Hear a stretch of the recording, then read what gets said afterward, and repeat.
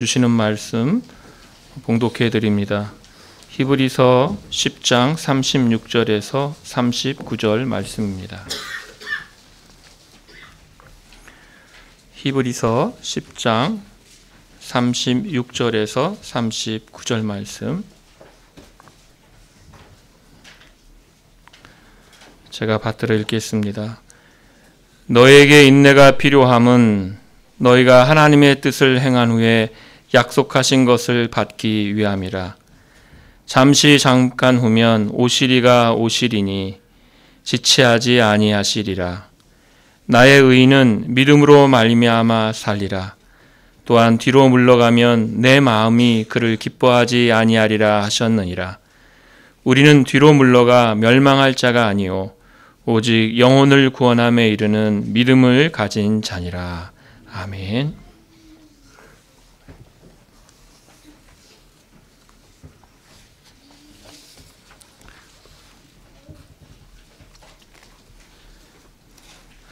오늘 본문을 이해하기 위해서 그 배경과 맥락을 조금 살필 필요가 있습니다. 우리가 히브리서를 통해서 알 수 있는 것은 이 히브리서, 그러니까 히브리 그리스도인들이, 이 편지를 받는 이들이 매우 어려운 형편에 있었다는 겁니다. 그래서 저들의 상황에 대하여 10장 32절부터 보면 그 어려운 상황이 거기에 나와 있습니다. 그들이 당한 고난을 언급하고 있는데, 고난의 큰 싸움을 견뎠다. 그래서 고난의 큰 싸움이 있었고, 비방도 있었고, 환난도 있었고, 사람들에게 구경거리가 되는 일들도 있었고, 소유를 빼앗기는 일들도 있었습니다. 이렇게 많은 이들이 고난을 견디면서 그들의 믿음의 길을 걸어가고 있었습니다. 이 히브리 그리스도인들에게 이런 많은 핍박이, 특별히 유대교의 핍박이 많았기 때문에 이 새 언약의 중보자 예수 그리스도에 대하여 많은 가르침을 히브리서는 주고 있습니다. 그래서 이제 그냥 우리가 옛 언약에 머물러도 되는 거 아닌가? 거기에 대하여 그럴 수 없다. 새 언약에 머물러야 되며 그것이 완전이다, 완성이다 라고 가르침을 주고 있습니다. 핍박이 많았기 때문에 다시 이제 포기하고 그냥 옛날에 믿던 그냥 유대교로 돌아갈까 이렇게 생각하는 일도 많았던 것 같습니다. 또 핍박 때문에 함께 모이는 그 일을 폐하는 일도 있었고, 그래서 이 모이기를 피하는 이들의 습관이 있었다라고 말합니다. 어떤 이들은 믿음을 따라서 사는 일을 귀하게 생각하지 않았습니다. 그러니까 여러분, 핍박이 있고 힘들고 그러면 어떻게 될까요? 아유, 이렇게 힘들게 살 바에야 그냥 이 믿음 생활을 포기할까? 이런 생각이 안 들겠습니까? 그냥 이 새 언약에 머무는 이 믿음 버리고 그냥 옛날로 돌아갈까? 이런 생각을 하는 일도 있었던 것입니다. 거기에 대하여 히브리서는 여러 곳에서 경고하고 있습니다. 우리 10장에서는 26절에 보면 우리가 진리를 아는 지식을 받은 후 짐짓 죄를 범한 즉 다시 속죄하는 제사가 없다. 아주 무서운 경고를 하고 있죠. 그래서 아주 무서운 경고이죠. 다시 속죄하는 제사가 없다. 이런 경고와 이런 질책을 하는 것은 참된 신자가 멸망할 수 있다, 이런 가르침을 주기 위해서 그런 것이 아니라, 이런 경고와 질책은 참된 신자에게 약입니다. 쓰지만 유익한 약이 되는 것입니다. 이런 경고가, 이런 질책이 참된 신자에게는 참된 신자 이걸 달게 받고 정신을 차리게 됩니다. 이것은 성경 여러 곳에 이런 내용들이 있죠.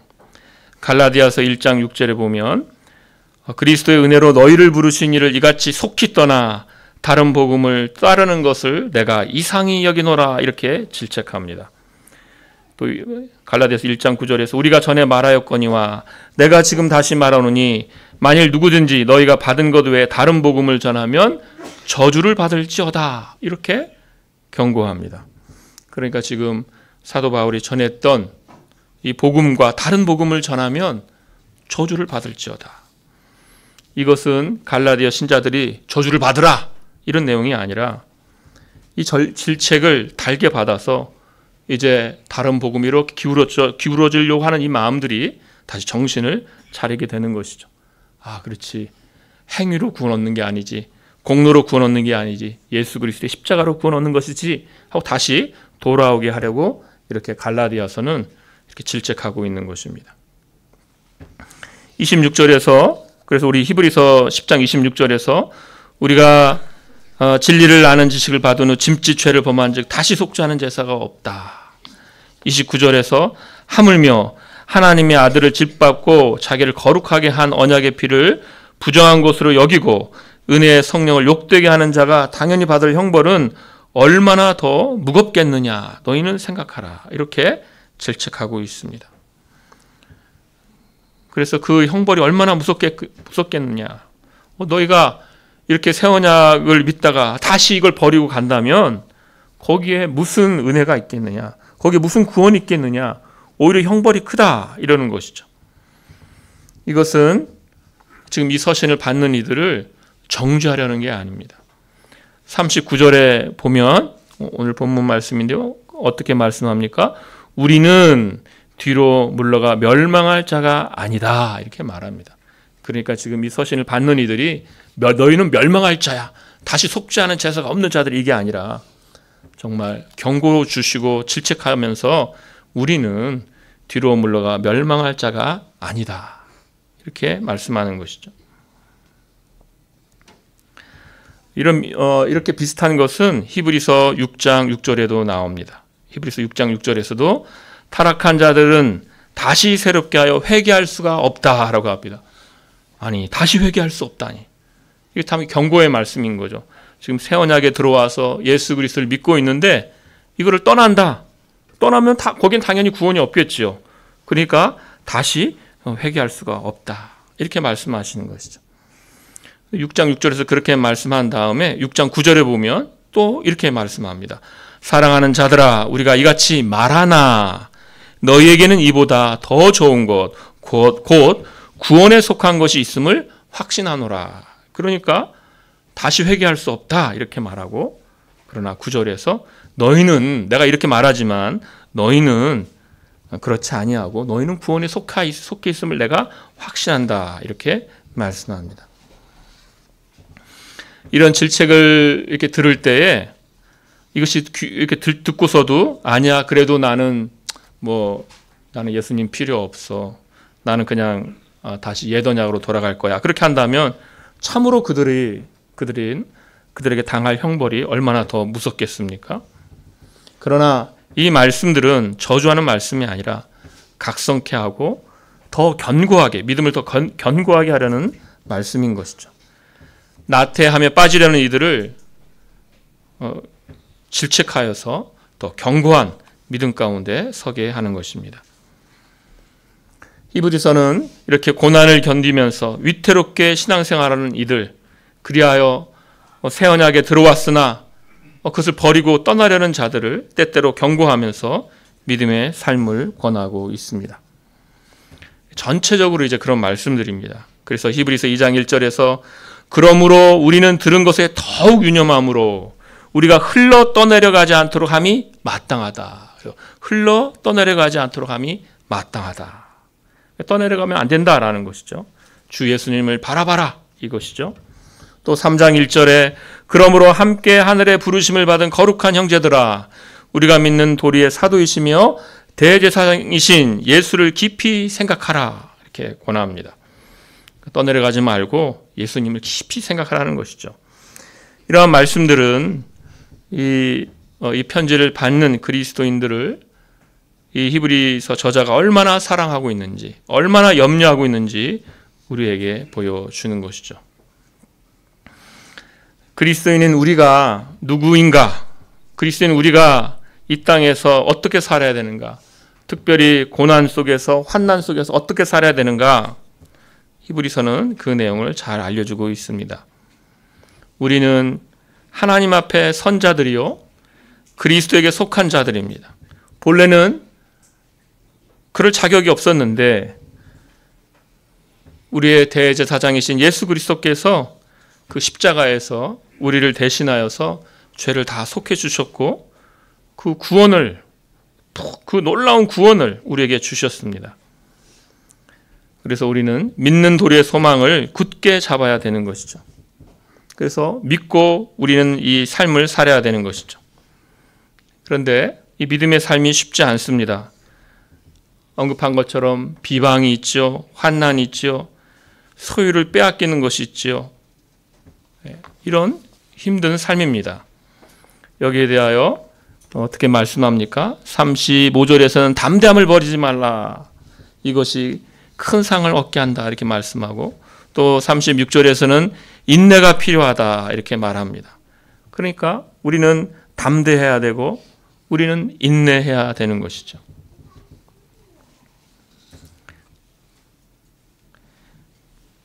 이제 이러한 믿음의 삶을 11장에 가면 그 믿음의 삶이 어떠한 모습들인지 이제 그 예들을 우리에게 보여주겠죠.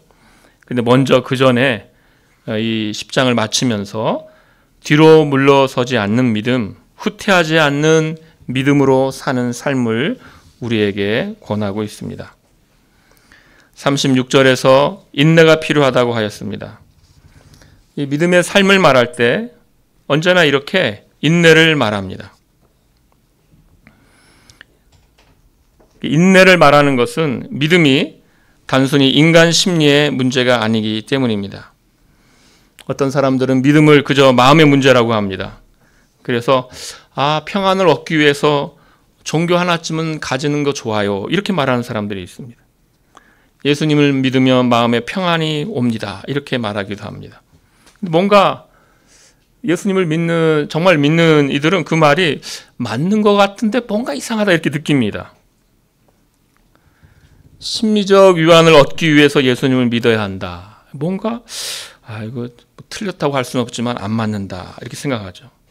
왜냐하면 믿음은 심리적 안정을 넘어서는 문제입니다.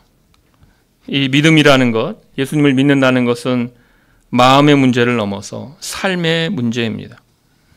35절에서 담대함을 버리지 말라, 36절에서 인내가 필요하다는 것은 믿음은 삶의 문제라는 것입니다.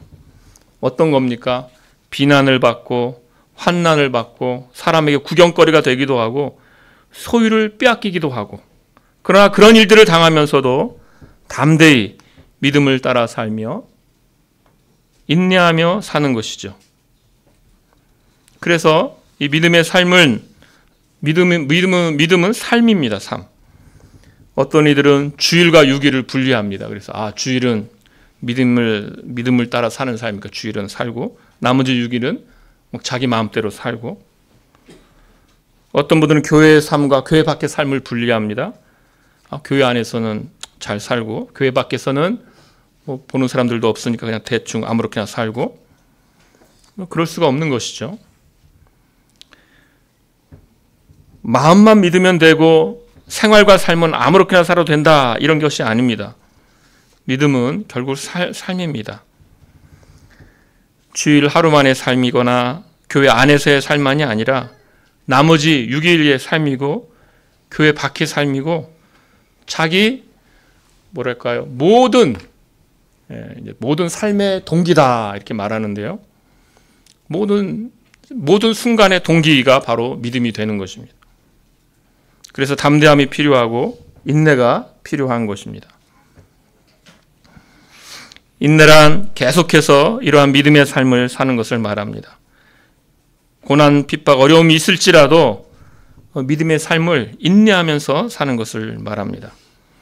이 인내를 요청하면서 37절과 38절은 하박국서 2장 3절을 인용하고 있습니다. 인내를 말하면서 하박국서를 불러옵니다.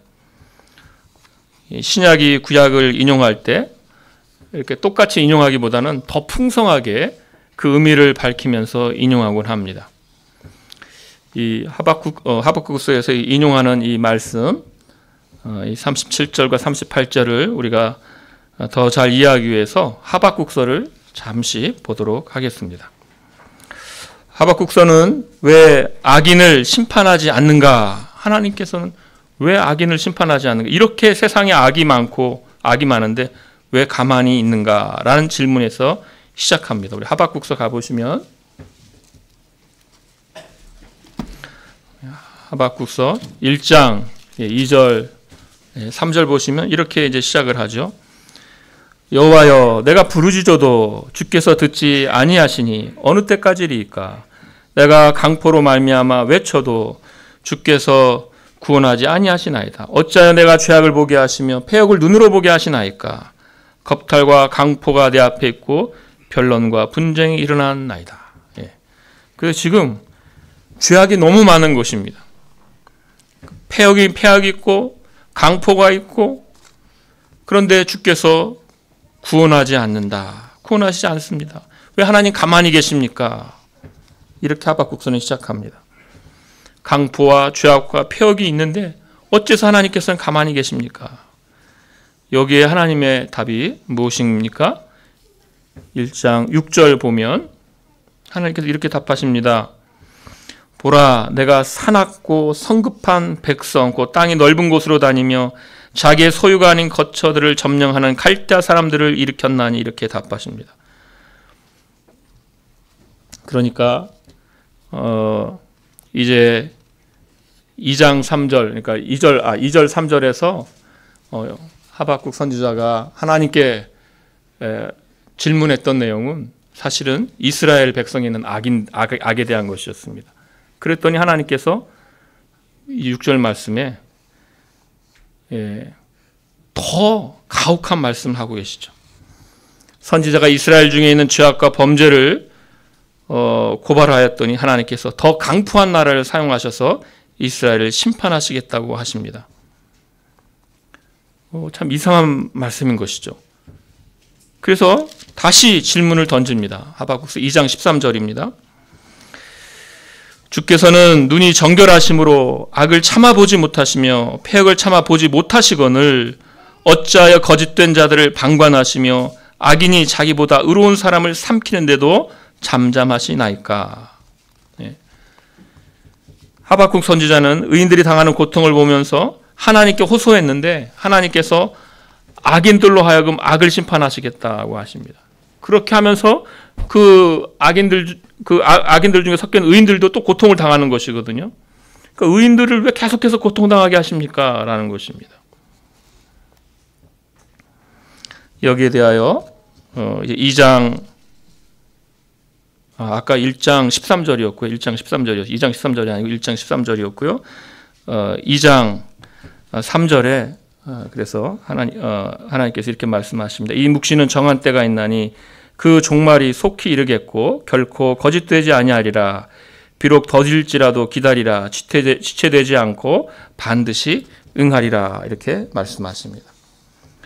하나님께서 이스라엘에 악하여 그들을 심판하기 위하여 바벨론을 사용하실 것인데 또 바벨론도 심판하실 것이라고 말씀하십니다.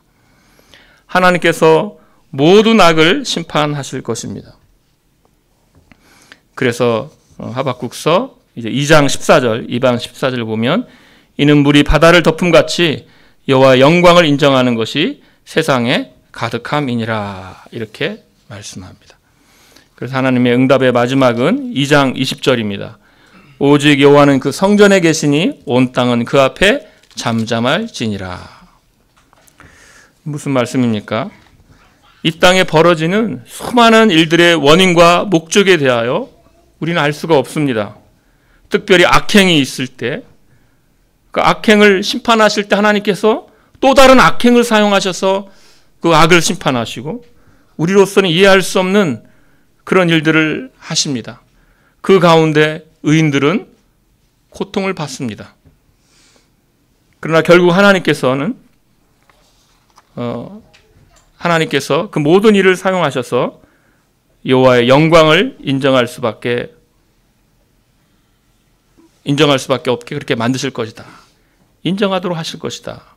그래서 그 앞에 잠잠하라고 하십니다.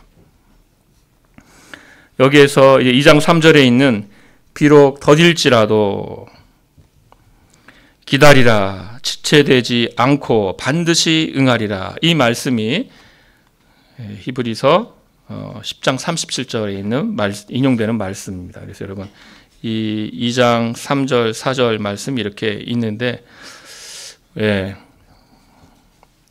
비교하면서 한번 보시면 되겠습니다. 히브리서 10장 37절은 기다릴 것이 오실임을 알려주고 있습니다. 그러니까 하박국에서는 이 심판이 지체되지 않고 임한다라고 하였는데 히브리서 10장 37절에서는 그 기다릴 것이 바로 오실이다라고 말합니다. 그래서 이 히브리서 하박국 이 2장을 어떻게 읽을 것이냐? 심판이 곧 오신다는 것이냐? 그런데 이 구약을 이 히브리어로 쓰여진 구약을 헬라어로 번역을 했습니다. 보통 이제 70명이 번역했다 해서 70인용이라고 하는데 헬라어 번역, 구약의 헬라어 번역에는 이것을 오시리가 오실 것이다 이렇게 번역해도 되도록 그렇게 읽어도 되도록 남성형으로 번역을 했거든요. 이런 말씀 설교할 때 하지 말라고 그랬는데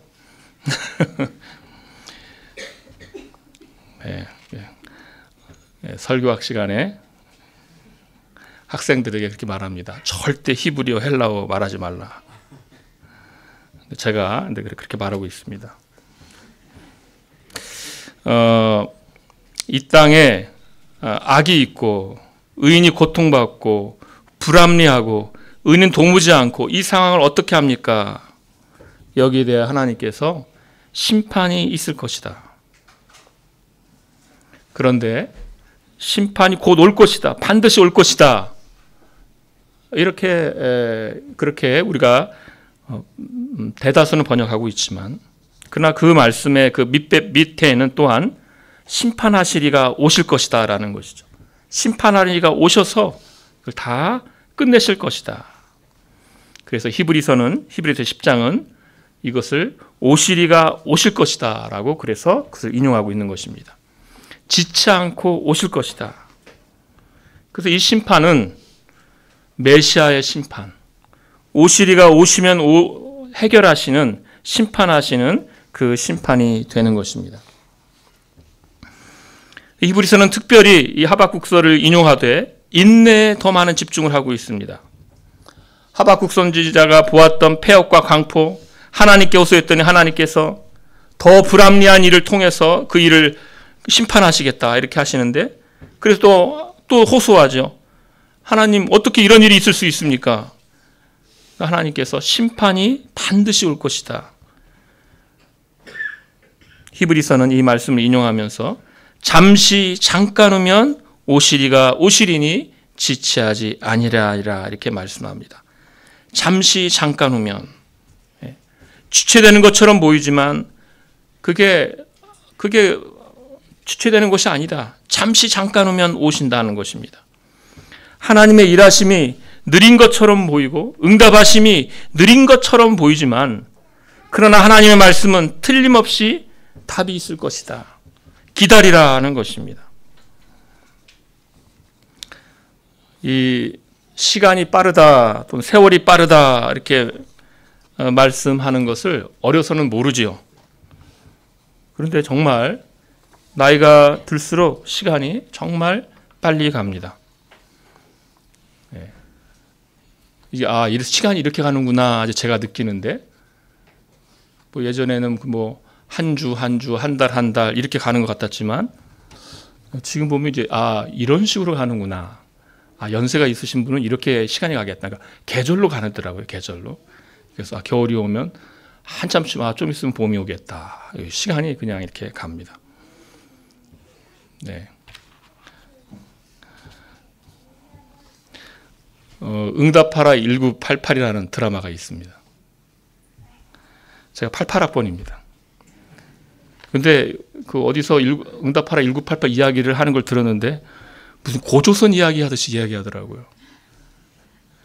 그때는 제 생각에는 얼마 전인데 이 고조선 이야기 하듯이 얘기하는구나.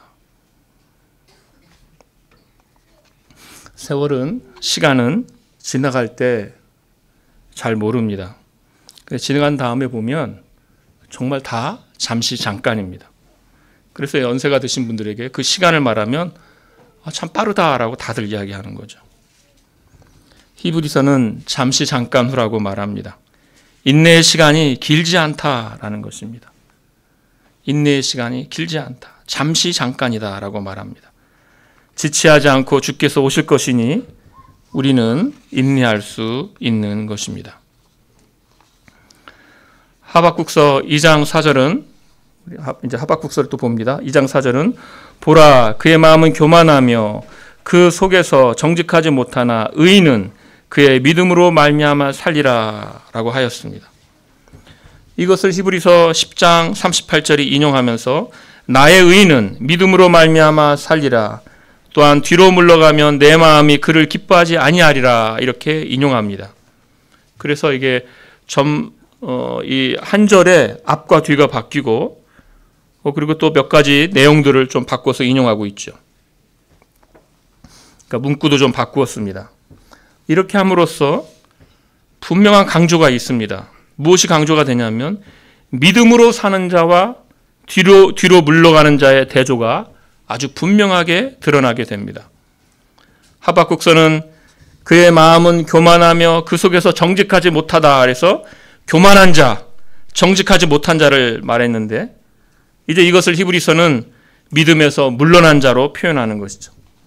그러니까 믿음에서 물러난 자들은 그 마음이 교만한 자요, 그 마음이 정직하지 못한 자입니다.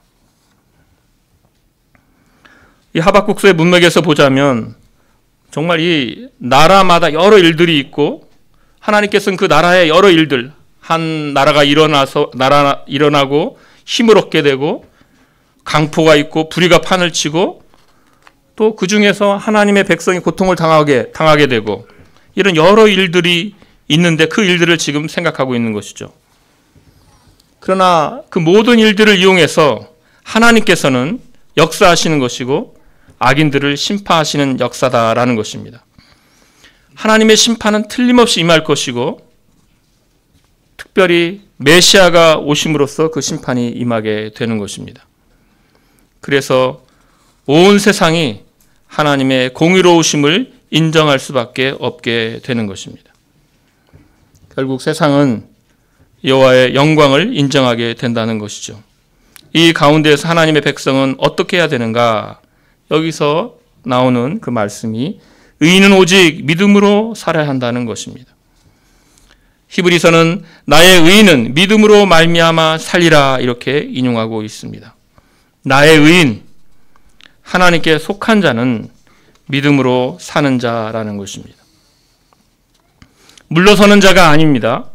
세상이 거칠고 환난이 있고 핍박이 있고 사람들에게 웃음거리가 되고 여러 손해보는 일이 있을지라도 낙심하고 절망하여 물러서는 자가 아니라 인내하며 사는 자, 믿음으로 사는 자입니다. 그런데 이 믿음으로 산다는 것은 무슨 말일까요? 나의 의인은 믿음으로 말미암아 살리라. 이 말씀에 대하여 생각할 것이 많이 있는데 그 의미를 우리가 하박국서와 하박국서와 함께 생각하게 되면 하박국서에서 보면 의인은 그의 믿음으로 말미암아 살리라 이렇게 되어 있죠. 하박국서 2장 4절 의인은 그의 믿음으로 말미암아 살리라. 이 그의 믿음이 어떤 믿음인가요? 그의 믿음으로 말미암아. 여기서 이렇게 성경학자들 사이에 이걸 가지고 여러 논의가 있습니다. 그의 믿음이 의인의 믿음이다.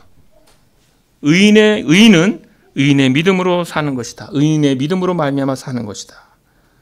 그런데 또 어떤 성경학자들은 여기서 그의 믿음이라는 것이 여기서 그가 의인이 아니라 하나님입니다. 그래서 의인은 하나님의 믿음으로, 그래서 믿음이 그러면 그때는 신실하심이 되는 것이죠. 의인은 하나님의 신실하심으로 말미암아 살리라 이렇게 되는 것이죠.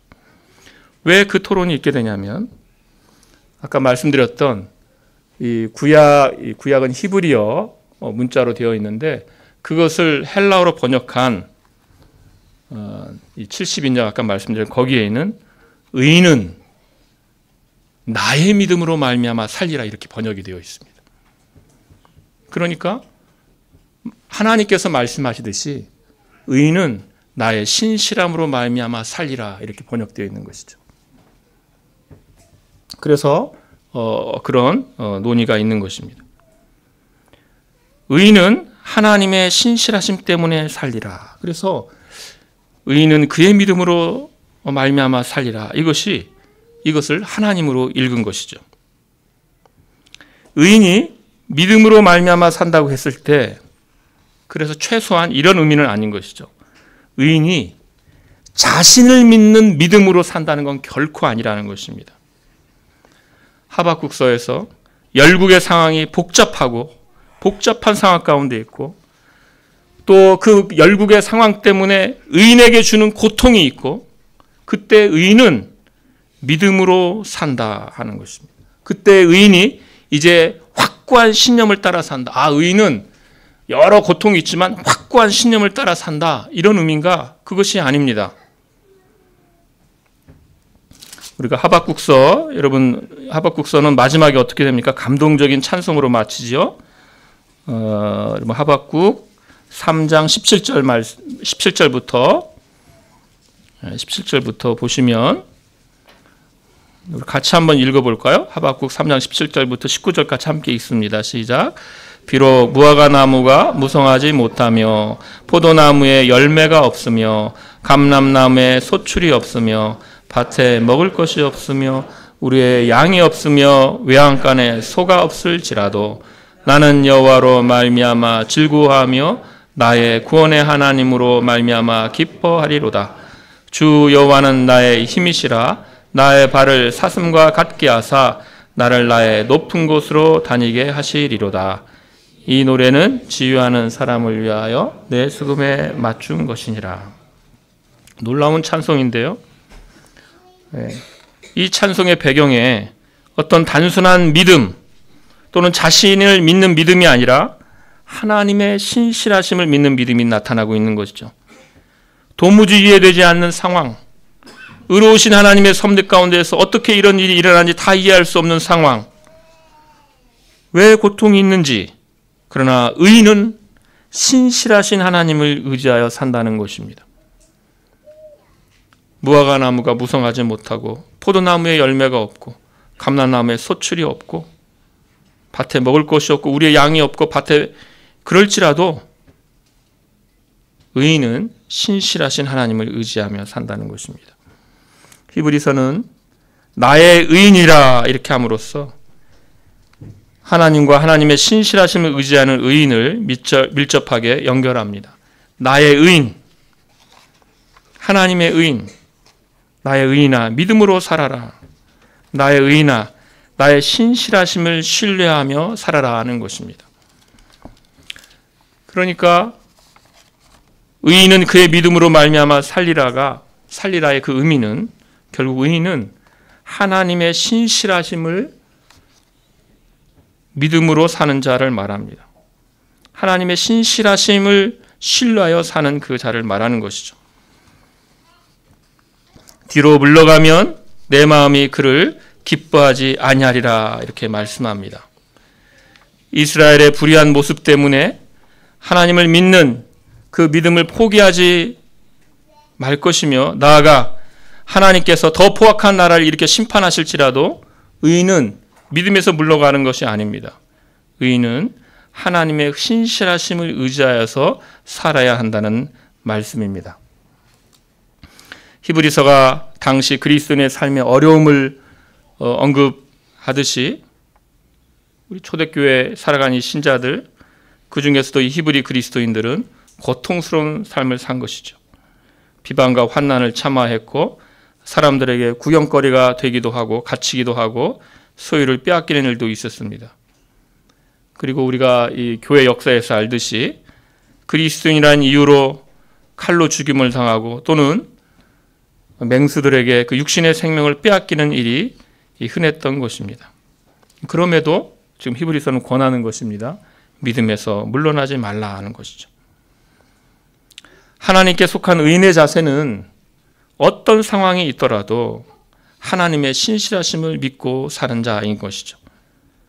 하나님께서 나의 의인은 믿음으로 말미암아 산다 하는 것입니다. 그래서 39절에 우리가 물러날 자인가? 우리는 뒤로 물러가 멸망할 자가 아니다. 우리는 후퇴할 자가 아닙니다. 오히려 영혼을 구원함에 이르는 믿음을 가진 자니라. 우리는 구원할 믿음을 가진 자라고 하는 것입니다.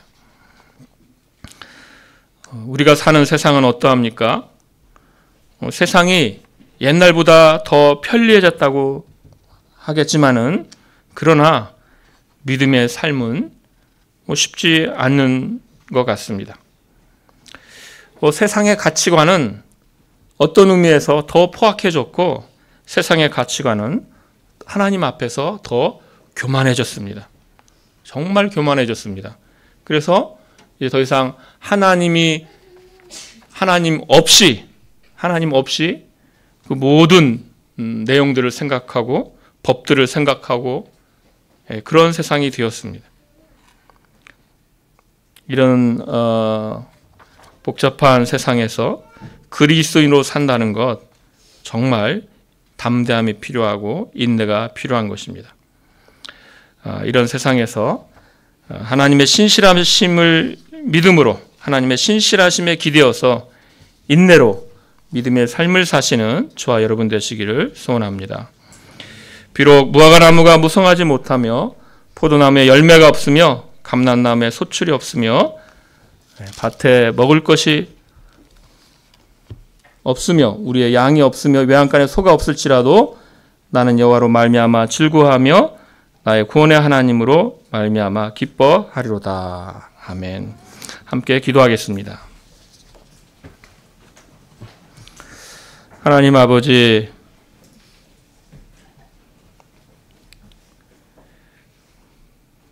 여러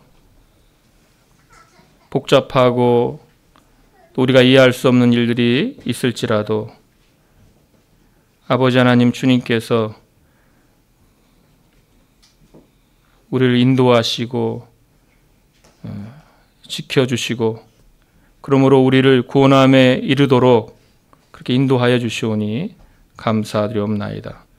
아버지 하나님, 의인은 오직 믿음으로 말미암아 산다 하셨사오니 주여, 우리가 이 땅 가운데에서 다른 어떤 것들이 아니라 오직 주의 신실하심을 의지하여 사는 자 되게 하여 주시옵소서. 아버지 하나님, 우리가 의지할 것이 오직 하나님밖에 없음을 알고 주님을 가까이 함으로 주께서 주시는 이 구원의 복을 누리면서 살게 하여 주시옵소서. 특별히 세상이 더 살기에는 편리해졌을지 모르지만은 세상의 가치관이 주 앞에서 더 교만해져 가고 있사오니 주여, 이 땅 가운데에서 우리가 주님을 믿는 그 믿음으로 모든 도전들을 이겨내고 주님 앞에 믿음으로 살아서 주께서 기뻐하시는 자 되게 하여 주시옵소서. 감사하며 예수님의 이름으로 기도하옵나이다. 아멘.